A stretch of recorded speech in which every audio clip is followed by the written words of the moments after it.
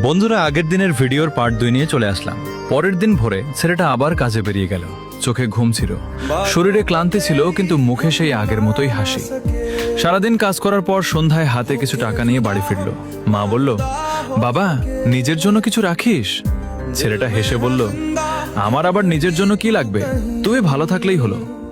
সেদিন রাতে মা ঘুমিয়ে পড়ার পর ছেলেটা চুপচাপ মায়ের পুরনো জামাটা সেলাই করছিল। নিজের জামাটা অনেকদিন ধরে ছেঁড়া, তবুও সে নতুন জামা কিনল না। কয়েকদিন পর তার ছোট বোন স্কুলের ফি দিতে পারছিল না। ছেলেটা নিজের জমানো সব টাকা বের করে বোনের হাতে দিয়ে বলল, তুই পড়াশোনা কর, তোর জীবনটা যেন আমার মতো না হয়।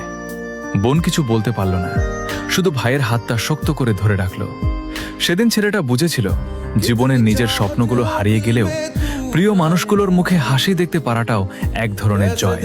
কিন্তু সে জানতো না, তার জীবনে আরো বড় একটা পরীক্ষা অপেক্ষা করছে।